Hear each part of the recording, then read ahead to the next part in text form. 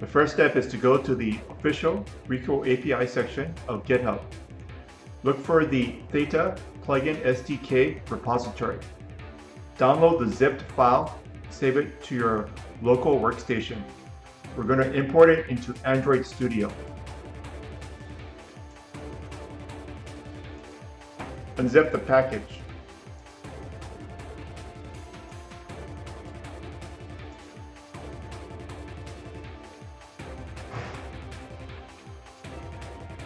Open up Android Studio.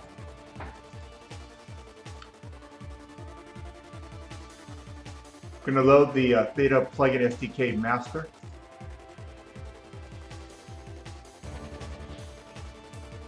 First thing I'm going to do is to change the name of the plugin application to Craig Fisheye so that I can easily identify the plugin when I load the plugin from the plugin management system. Under the top section here, which is App and Not Plugin Library, go to Res, Values, Strings. I'm going to change the app name here, same as standard Android.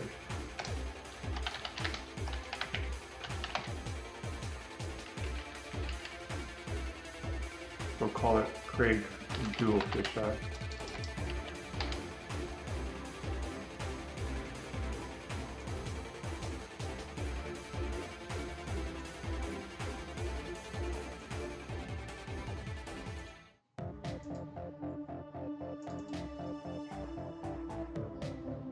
I'm going to change it in main activity.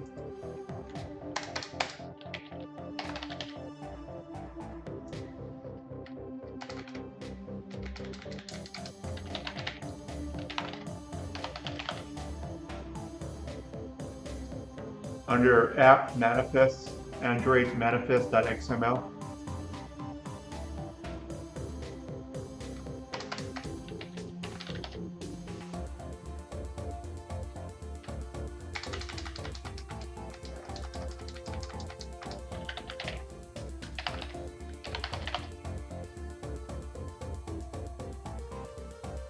I'm going to apply Save All.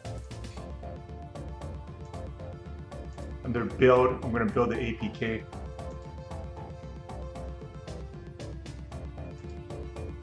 Under the event log, I've identified the location of the APK. The file name is app-debug.apk.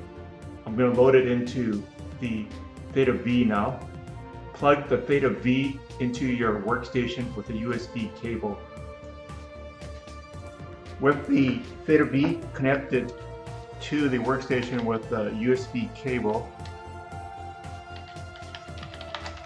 I'm going to check to see that the device is connected with ADB. Then going to identify the location of the APK that was built from the Android Studio. I'm going to install it.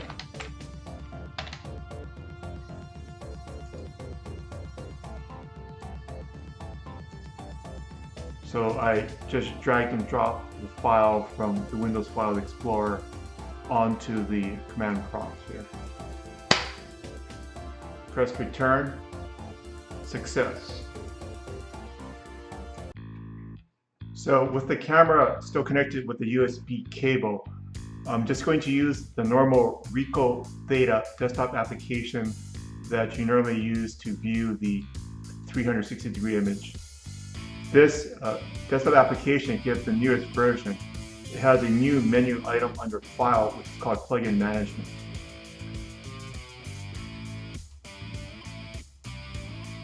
There's a new tool for plugin management that you can select the active plugin.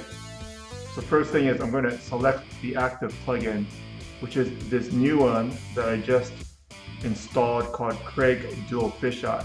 This name is from the file we just edited with an Android Studio. This sets the active plugin, which means that when I press the camera button, the lower mode button to set to plug-in mode, it will load the dual fisheye. Alright, so I've installed the APK in the Theta V. You can actually leave it plugged into the USB cable in the workstation. I just took it off so I could show you guys. We want to just test it here, so I'm going to put it into plug-in mode, hold the lower mode button for 2 seconds. There's a white LED on it right now.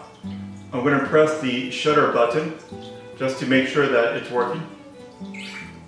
And it takes a picture. So that's all it does right now.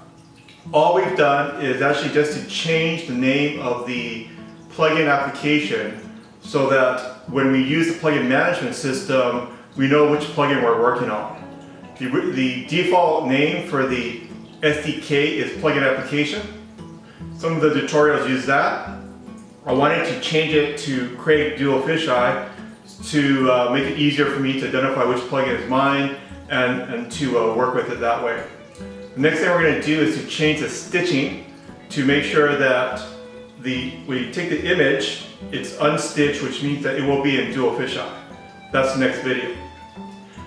Just remember that if you just want to use the APK, there is a binary of the APK available on GitHub. So you don't actually need to go through the tutorial or to compile it. You can just install the APK. People are doing it in the community and using it. It's not robust in that it doesn't have a lot of error checking, so there are some problems with it crashing if you press the buttons for too long, but it is usable.